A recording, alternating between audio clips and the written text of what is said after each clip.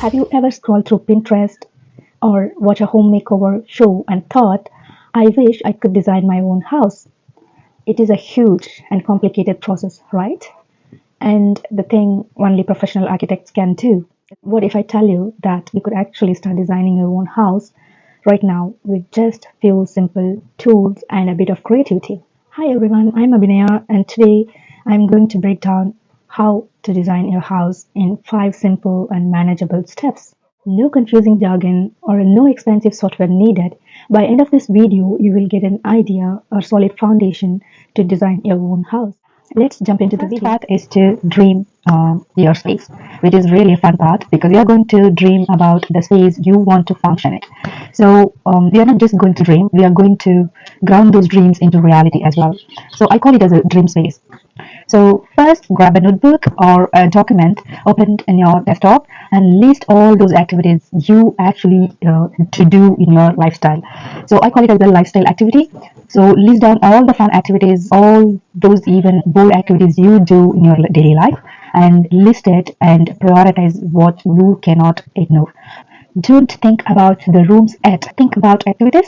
How do you want to live in the house? For example, say you are a person who hosts a dinner party very often, or you are a person who have a pet at your home and you want a separate spaces for them, or you have a kid and they have easy access to outdoor gardens, or you are a morning person, or you are a person who spends most of your time in your kitchen, and also you wanted most of the sunlight or breezy airs in the evening. So all sort of activities you are going to list it down, and I call that as a lifestyle activity. So the list is actually going to make your most of your decisions while designing your house. So create it and keep it aside, but before keeping it aside, just prioritize which activity you cannot ignore or you want to have desperately. Prioritize top 3 activities and keep it aside. So the reality checks begins with a budget. So the budget you have to precise about amount. You do not have to spend your last penny also. You just have to be precise how much you are going to spend and how this facility is actually dragging your money so that you can reduce where you can reduce from the previous activities list. So this is how it is going to be in reality when you are designing a house. So moving on to step 2, we have activity list and we also have a budget and we have prioritized what we almost need. Create a mood board. So mood board is minimal visualizations where you want to have a house or any spaces you are designing. You can actually visualize it in 2D only. This will help you define how your feel of home or room is going to look like. So this is exactly same as the old school projects like creating mood board, cardboards, and cutting the magazines and pasting it all together and creating it as a collage, same like that. So if you want to do it digitally, use Pinterest because Pinterest has a lot of opportunities. But of course, I'm not asking you to copy the entire room from Pinterest, but you're going to start pinning however you want your room to look like or whatever you want to have in your inside your room, like colors, furnitures, and mood boards, textures, all the sort of information you can easily collect it and easily pin it in the Pinterest. So that is going to help you to decide on your themes, like lighter themes, lighter textures, or airy spaces with a lot of white sunlights, or dark rooms with dark textures, cozy moods. It depends on your need. You're going to decide further once you start creating a mood board. Once you start pinning on Pinterest, I don't suggest only Pinterest because there are a lot of things out there. So Pinterest is the most published one, so you can easily use it for free. Mood boards is going to help your room mood and theme. So moving on to third step, are you ready to go further with a secret weapon that actually professional architects do? It is called a bubble diagram. You don't need to draw a line, you don't need a box, you just need a circle. So grab a paper and draw bubbles according to the major needs of your list and actually connect it each other with where you want to have a strong connections and move the bubbles around where you want to have the rooms, like say suppose if you want to have a kitchen and that's supposed to be nearby dining room, so you can actually draw 2 bubbles next to each other or anywhere away and you can just draw a line to connect. This is going to be accessed through dining table to kitchen, like that. So you're going to draw a bubbles where you want to have a major rooms, major activity areas and connect it to with the lines to have a strong connections or entry of the room or entry of the area. So this simple exercise going to help you with a major part of creating a floor plan. It will also help you to create a single wall to meter enlarged portions to complete a floor plan. So it is all about a relationship between the spaces where it is going to take into next level as a floor plan. So now that we have all three main steps, we already have been taken. Moving on to fourth step, which is take a graph paper, which is going to help you figure out size of the room, because graph paper is 1 square equal to 1 foot. So you can actually draw a room or boxes, or according to your shapes of the rooms, you actually figure out the size of the room. Say suppose you're comfortable after you're researching. Okay. Say suppose you have researched about the kitchen room and it is supposed to be 15 feet by 12 feet, which is a very good space to have kitchen when you want to have a move around and to have an island in it and all.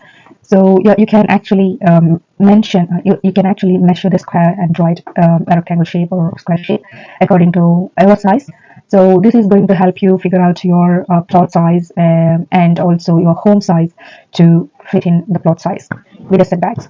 Okay, it is an easy way to grab a graph paper and a pen to draw all your shapes, all your prioritized rooms can be placed next to each other, which is going to help you to create actual professional floor plan. Either you can create it by all free softwares available in the online, or else you can actually take this graph paper to give it to architects or contractors or builders to create it for you, which is going to save you a lot of time, which is going to save you a lot of money as well. So you can actually invest your own time to create your space where you will be more comfortable, more satisfied, and also less money spending. This is the stage where your house take a shape. Again, I would like to tell you, don't worry about the perfection. Just draw as many as you want to draw, like erase. Again, take a new paper and redraw it and move the bubbles around the spaces and try to fit in wherever you like or however you like. Try all other shapes. If you're believing Vastu Sastras, you can even try that. Even that option is available in the Google, so you can easily find every details. And you can take a floor plan, walk through the site, and visual your home however you have designed. Walk through the windows, walk through the designs, walk through hall, walk through kitchen, and receive a guest. How you want to treat them inside your house. You're going to make them sit on the sofa. You're going to make a coffee for them, or all you want to have in your house, just dream about before getting on to final floor plans. You can even use simple online 3D tool to create your house a 3D view, which will give you more enthusiasm or more comfortable, more satisfied visual look than the 2D floor plan. You can actually get to know what it is looks like in 3D, where you will get a problem while constructing by visualizing it in 3D. So a lot of softwares are available out there in the market for free. You can actually avail one and create your floor plan directly in the 3D before making into 2D. So the whole new perspective 3D drawing is going to solve your all problems when you're actually constructing it than 2D. And there you have it, a basic floor plan. 5 simple steps to get started with your creativity of designing your own house. You have gone from the basics of creating a lifestyle list, mood board, and a bubble diagram, and finally now you have your floor plan. This plan is a perfect starting point to take to a professional drafter, builder, or any digital creator, architect, or a builder. You have done the foundational work, how you actually want to function the house and save a lot of money, and also getting away from the headache down the road. The most important thing to have fun while creating all of this, because this is your dream after all. So what is your one non-negotiable activity that you want to have in your dream house? Let me know in the comment below. And if you find this video helpful, please give it a thumbs up, like, comment, share, and subscribe for more tips to create your own house. Thank you so much for watching and happy designing. Bye bye.